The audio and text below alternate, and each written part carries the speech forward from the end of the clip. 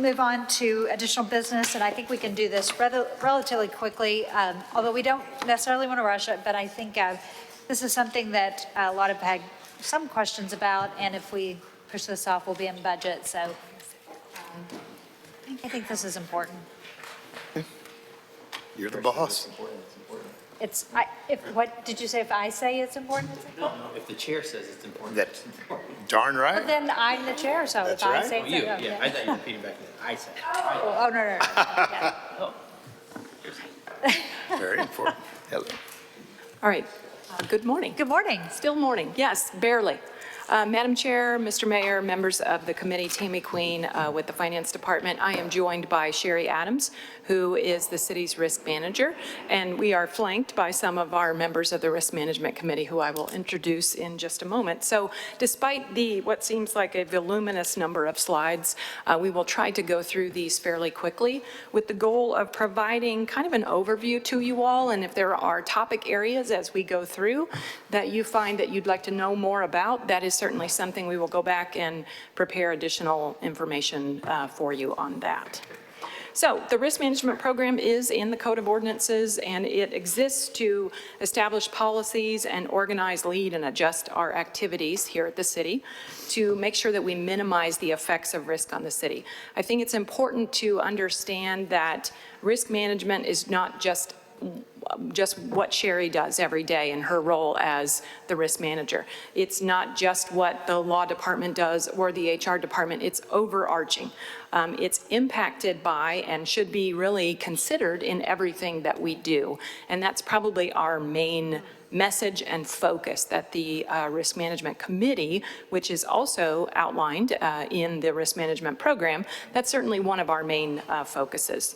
So the Corporate Safety and Risk Management Division, which Sherry oversees in the General Services Department, implements the policies and organizes all of the activities to minimize the city's risk. So that's kind of where that lives, but of course it should be kind of pervasive in everything that we do. So the Risk Management Committee exists to develop policies that help guide the work that Sherry and her team do every day, as well as guide the work of the departments as they seek to mitigate risk for the city. Committee structure is outlined in the code. The Director of Finance serves as the chair, so that's me. Kelly Postlethwaite is our representative from the City Manager's Office. She is not able to be with us today. The committee also includes City Attorney Matt Gelati, Director McKenzie from General Services, Director Casey from Human Resources, and then, of course, Sherry serves on the committee as secretary, but a non-voting member of the board, of the committee. Not going to read these to you, just so you know that we have a risk management strategic plan. We started creating that strategic plan before Sherry arrived, and she helped inform kind of some of the last parts of it, knowing very little about what she knew at that time about the city and how we did things. So we are in need of an update for this, but wanted to let you know this has been a thoughtful approach. I know that when I joined the Risk Management Committee in 2019, when I became the Director of Finance, we were really about approving claims and approving settlements and things that fell in that purview. And we have really, under the leadership of Sherry, we've really taken that and this group that we have assembled and made it a lot more pervasive. And we're trying to expand that even further. So we look forward to doing that in a future strategic plan update. So this is our mission and vision. And then we have goal areas, much like you all have in the citywide business plan. We are also connected to the citywide business plan. There is a objective in the finance and governance goal that we would implement the city's comprehensive risk management program. Prior iterations of the citywide business plan said we would develop a risk management program. We're there. Now we are putting that into practice. Okay, so I'm going to turn it over to Sherry to talk briefly about some of the aspects of the program that we run for risk management. So good morning. So personnel management, insurance risk transfer, shifting, the legal expense fund, workers' compensation program and fund, claims against the city, and litigation are all aspects of the risk management program. And So the city safety program exists to protect employees related to accidents, injuries, illnesses, as well as the public. We work through claims for them. Sections 2-1041 and 2-1043 Code of Ordinance establishes those practices and we provide effective education and training of employees and ensures accountability through enforcement of standards and policies. And as you know, we follow OSHA guidelines. We are not governed by OSHA. One of our major programs is the DriveCam program, and it assists us in driver training, coaching, mentoring, and hopefully preventing accidents. And so we did a comparison of our citywide 2024 to citywide 2023 of some of our behaviors. Unbelted driver, cell use, posted speed violation, near collision, possible collision, exonerations. Exonerations are huge. These are where we can say, nope, wasn't our fault. We can see what's happening. This is a great program. We've had a lot of success. Is it in every vehicle in the city? No. We have solid waste, we have fire, and there's a few health vehicles that don't have it. So we worked with our Lytics and DriveCam folks to put together a program to bring in those units and put them in every vehicle, whether they were turned on yet today or tomorrow, they actually exist in every vehicle. And this is just the metrics, so you all can take a look at that. And then here's a couple of exonerations, just quick little clips of what we actually see. We only get the clips when something is triggered. We don't watch video all day. That's not what we're here for. And they're pretty quick.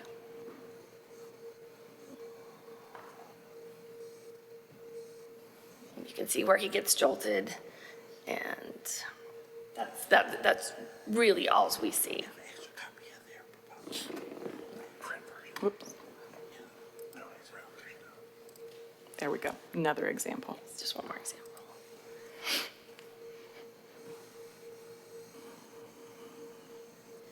And why this is running, we've been really focused on seatbelt and cell phone. Those are areas where we can be effective. We still have fairly high numbers, and those are laws. So we're really working on the coaching, mentoring, and promotion of those, especially those two areas. Oops, I keep getting my video to play again. There we go. One of our new programs in risk management is leave and accommodations. We took over the program in January of this year, and we are now processing family medical leave, pregnancy leave, reasonable accommodation, and religious accommodation. Reasonable accommodation and family medical leave pair well with what we do for workers' comp. When people are coming off injuries, we're able to get to them much quicker and either get them placed, return to work, or in another position. So it was a good fit for us to take that on. So EEO, Equal Employment Opportunity, this is a policy objective of human resources, but of course it's also in the city's code. We are required to provide an environment that's free from discrimination and or harassment. And again, this is not, we don't see this as just the right thing to do, but it's risk mitigation for us when we do follow those requirements. It's important also to make sure that we don't confuse this with the work of CREO, our Civil Rights and Equal Opportunity Department, or with the Equal Employment Opportunity Commission or the Missouri Commission on Human Rights. So this is our self-contained program for the city. Through that, there is training and investigation by independent folks in Director Casey's department to investigate EEO complaints, and then we do provide EEO training to folks. I don't know if you want to add anything there, Terry, or nope. Okay, all right. So another part of our division is risk transfer, and we purchase insurance. We have self-insured, which is self-insured retentions versus deductibles, two different programs that we can use for responsibilities in event of a loss, and uninsured. We also purchase coverage. For example, property insurance provides coverage for loss of property and contents. An example would be if Bartle Hall burned down, we would have property insurance and contents coverage.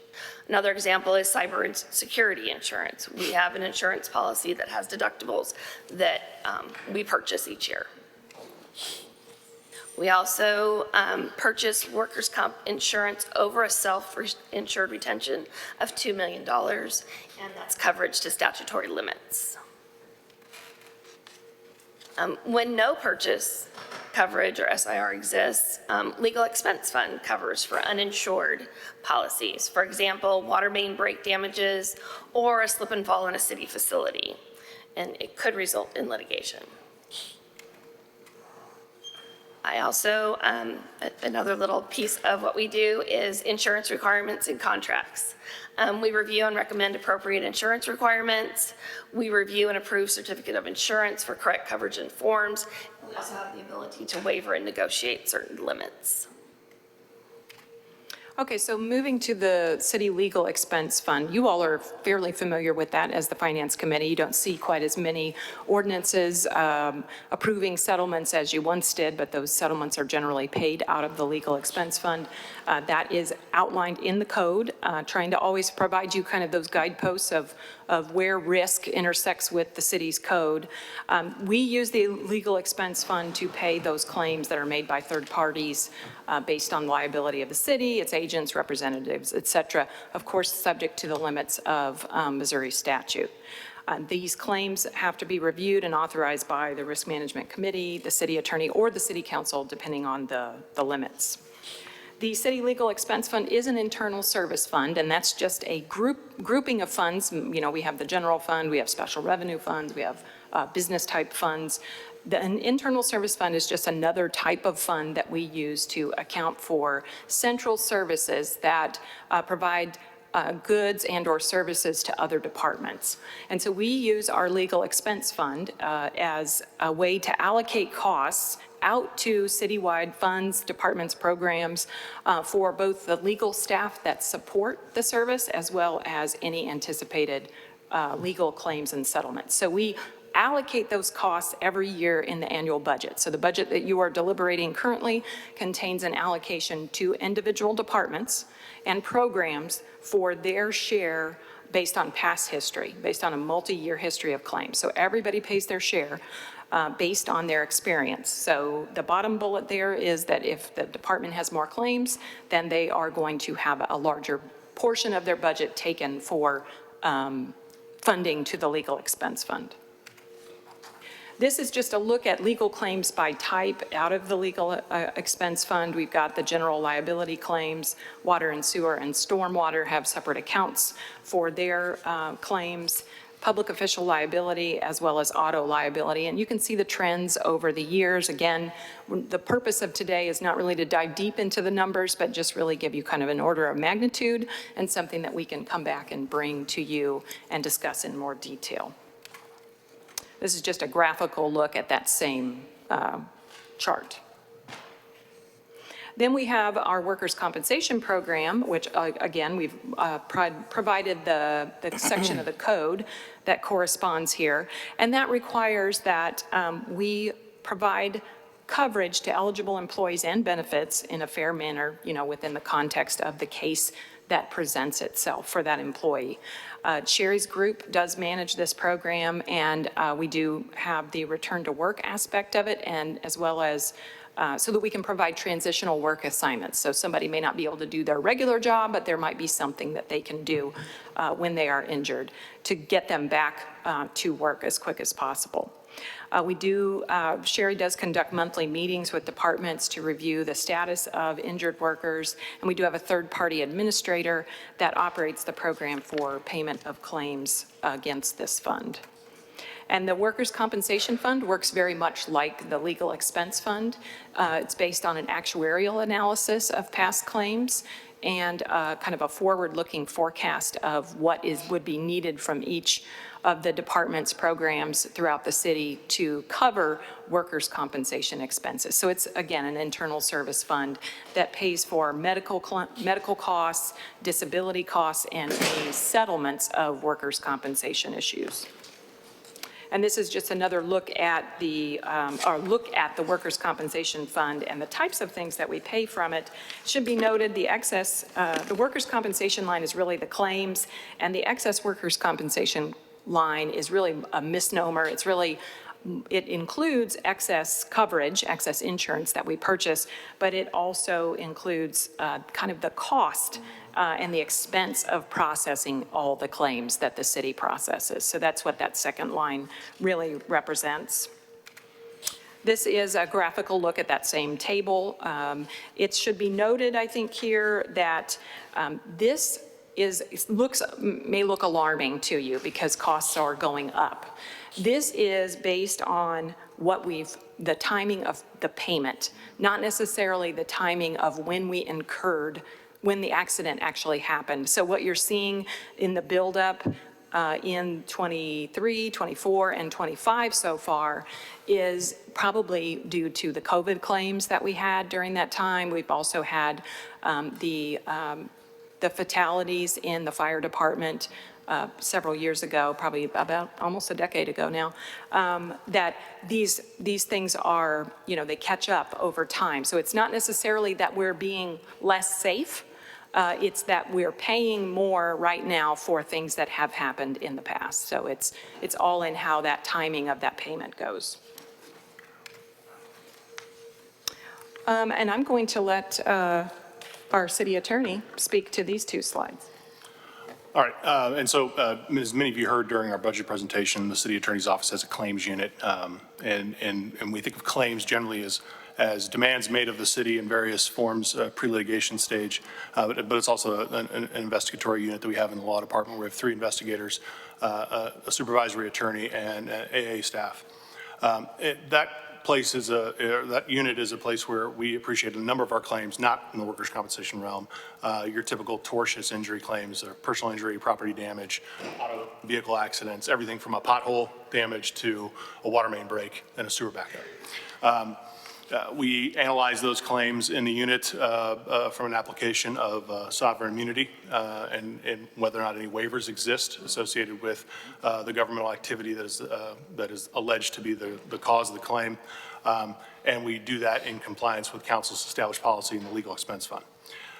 Additionally, the law department outside of the claims unit, but handling claims generally like kind of small c claims, we will work with all the departments in responding to pre-litigation administrative processes associated with employment practices litigation. And so at any point in time, the city can have any number of what we call charges, and we'll work those on an administrative litigation, pre-traditional judicial litigation process. And then after you've done all your risk mitigation and all the other things that happen, at the bottom of the hill is litigation. And we manage almost all the litigation in-house. Occasionally we have some tendered defense, we have some contractual, we have some contracts in which we have legal services, specialized legal services, particularly like at the airport, bankruptcy work, those sorts of things. We'll handle that litigation with specialty contractors. But we handle most of the traditional civil litigation in-house, trial through appeal. We also handle the administrative litigated workers' compensation claims at the Division of Missouri's, the Division of Workers' Compensation of the state of Missouri. We use post-petition mitigation techniques, mediation processes, alternative dispute resolution when applicable, when available. And as you all are firmly aware, we provide post-litigation risk management advice. A lot of the times we're just confirming that safety's done their investigation, that HR has done their investigation, or that there are opportunities for us where those things haven't happened and we are providing enhancement to previously understood risk mitigation techniques that have either been implemented or could be, the dials could be turned on those things. And that's the purpose of those memos. You're not really learning anything new often in risk management memos from the litigation side of things. Okay, so some major accomplishments that we will run through very quickly here. One that's really important and we're very proud of is that Sherry, our very own Sherry Adams, was named the 2024 Risk Manager of the Year by the Public Risk Management Association. So that was very big. This is her magazine cover. I have a copy of it in my office. I keep it displayed because it's very important. Truly, I think my colleagues would agree that the game changed when we hired Sherry as a professional risk manager. We had help before and it was great help, but really, truly, Sherry has kind of taken the program up a notch for sure since her arrival here. So that's one of the things we're very proud of. Got a few things here. Again, we've hired a great risk manager. We're working on a risk management information system so that when you have questions, we can spit out reports for you. And that's in implementation right now and hope to be, get that a very robust database built so that we can provide information as needed. As Matt mentioned, we provide risk mitigation advice in memos. We have Sherry has really taken safety to another level out in departments and really gotten close with folks out in the field to help them figure out, what can we do before somebody starts lifting those manholes or, starts dealing with the equipment on their truck? How can we help them so that they stretch or whatever and don't hurt themselves?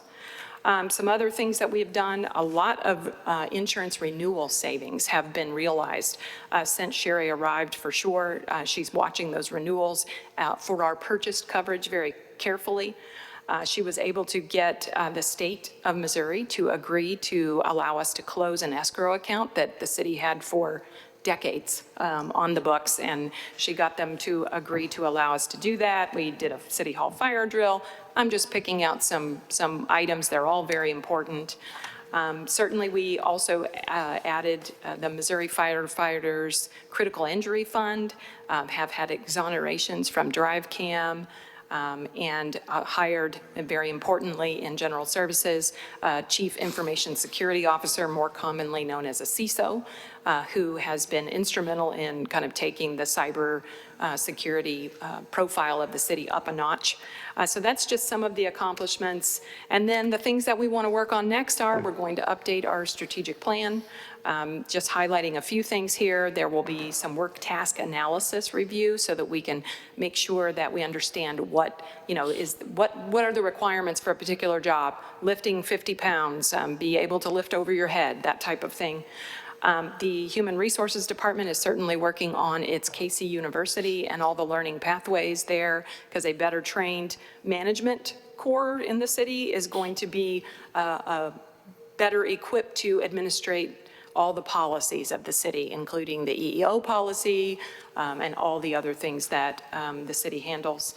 And we want to also establish a citywide accident review committee. Currently, those accident reviews are handled department by department, and we'd like to take that to a different level so that it goes up to a higher level and has a little more weight to it. And you get people who might have certain biases or something like that toward a particular department or an employee. We take that out of their hands, and they don't have to do those investigations. And we want DriveCam in every city vehicle. I think that's 2 times we got to say that, so that's wonderful. We love that. So we are happy to answer questions. That was a very quick overview, hopefully quick. Yeah, I did okay.